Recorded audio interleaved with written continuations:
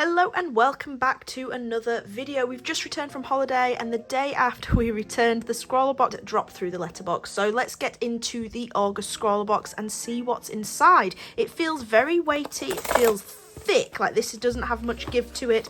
So I'm excited about this. Ooh, exciting. Very exciting. So much that you can't put it in the tissue paper. Interesting. Okay, let's pop these to one side. Let's pop this there in the middle, the zine in the center. Now this is the featured artwork, so very manga-like. I'm assuming these are some sort of alcohol marker, maybe. It's very beautiful artwork, very big on the shading, very nice. I like that. So the featured artist is Nicola, a British artist specialising in illustration and concept work in video games. So that's where the manga-like artwork comes from. Here are the socials, so do give this a pause if you want to read or go and check them out on social media. Very interesting. Okay, so let's get into this first and then we'll move on to what we can already see.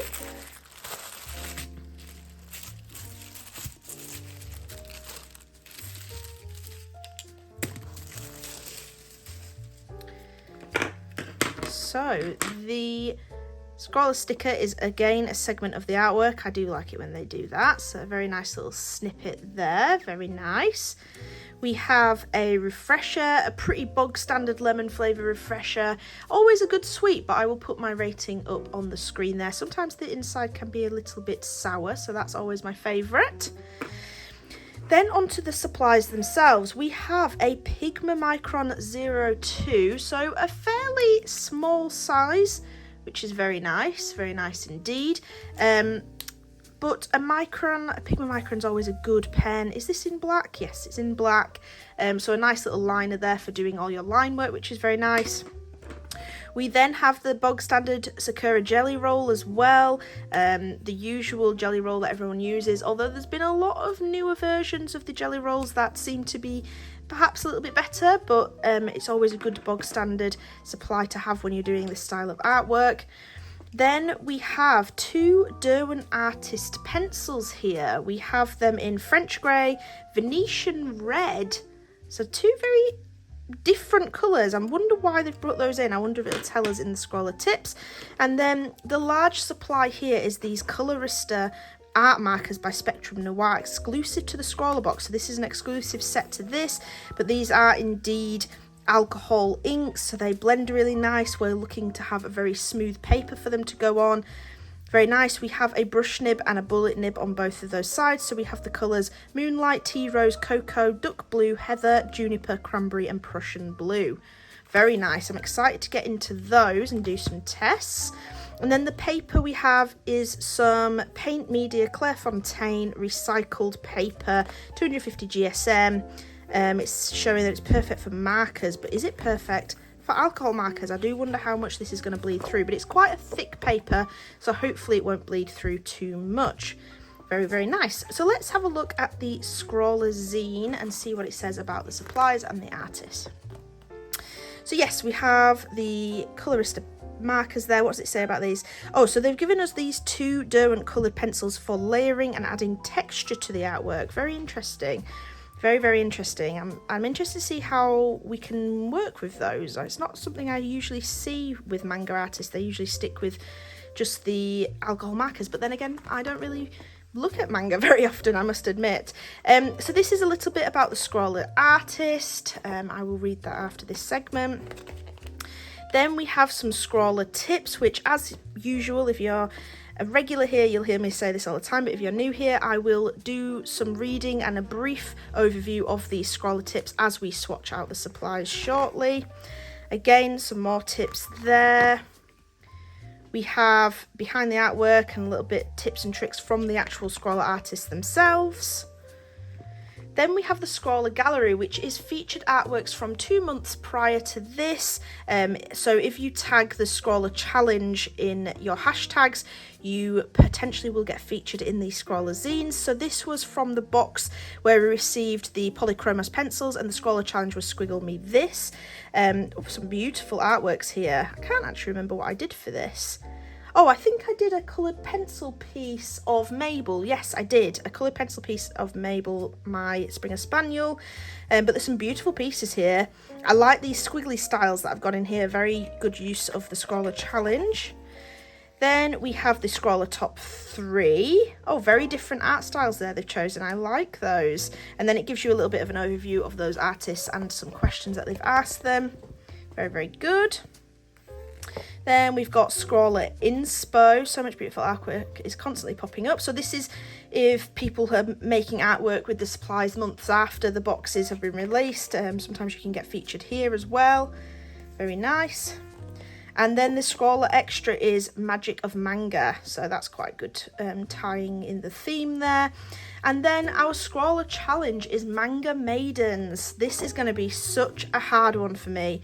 It is not a subject, it's not a style that I tend to go for, so I'm very interested to see how I can do this. But Manga Maidens, I don't know what we're going to do for this, but you're going to have to stick around and find out. But let's swatch out these supplies, read some Scrawlr tips, and then we will get on to making some artwork for Manga Maidens.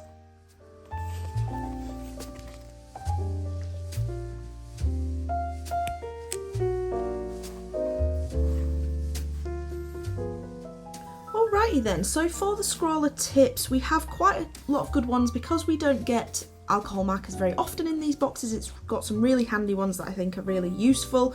So firstly we have blending. There's 3 different methods to use: overlapping method, the brush flick method, which you will see me use shortly after doing this initial swatching, and then there's the pencil and marker. So if you are familiar with coloured pencils or know of people who use coloured pencils, you will see that there is a thing called a blending marker, and that is often just a colourless blender, a colourless alcohol marker, and therefore these pencils work really, really well with all of these alcohol markers, so they will just add a hue to the pencils as well. So it's really handy. I did try it out, but annoyingly my camera wasn't recording, which is really irritating.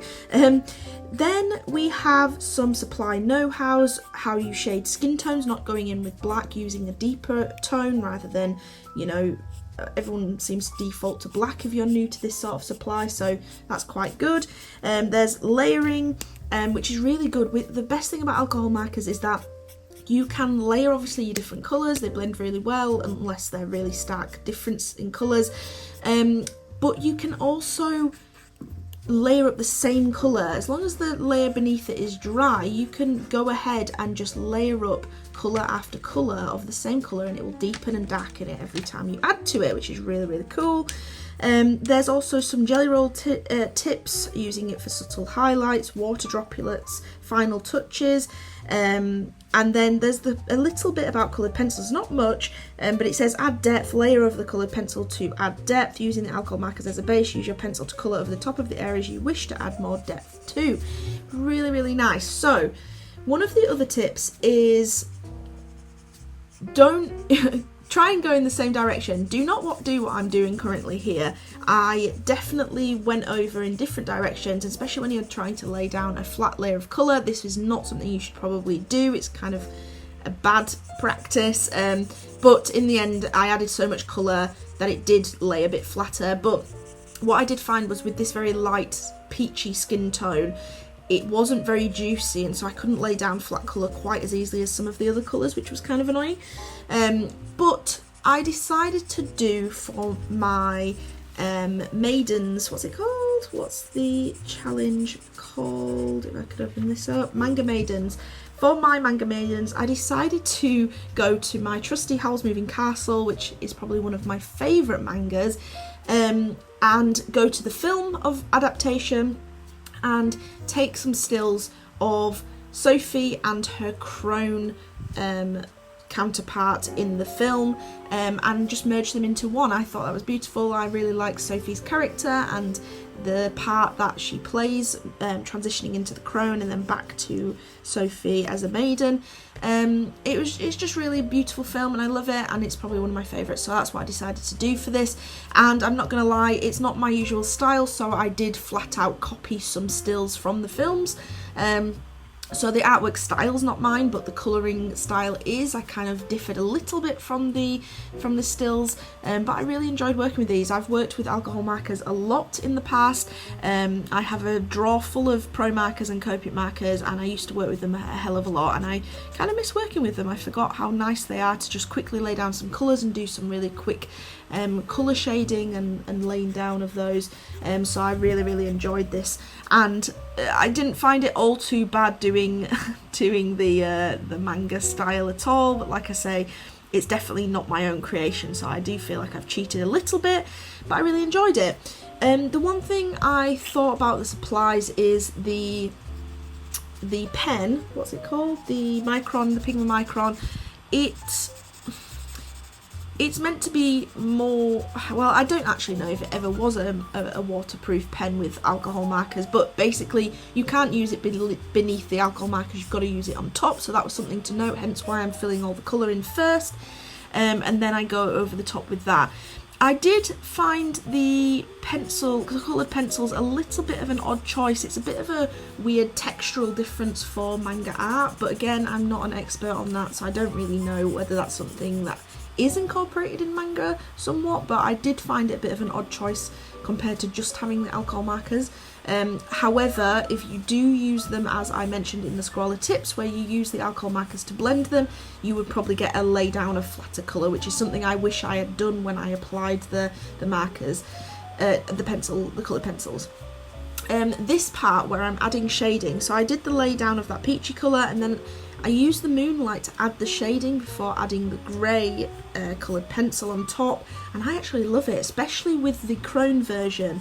I really love how that looked. It just made the wrinkles and the various curves and faces and shading just really pop on this, and I really enjoyed that. But overall, I'm not unhappy with this supply. I think it's really nice.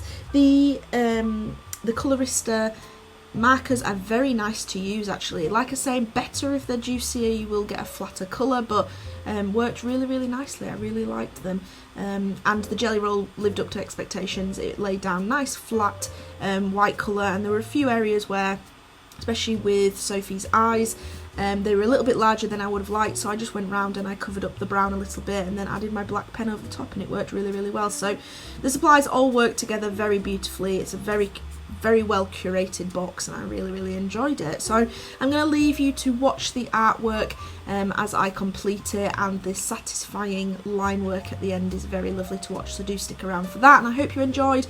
Please let me know if you've enjoyed this box, if you received it yourself, and please let me know what you would have done for the Manga Maidens Scrawlr challenge. So thank you very much for watching, and I'll see you in the next video.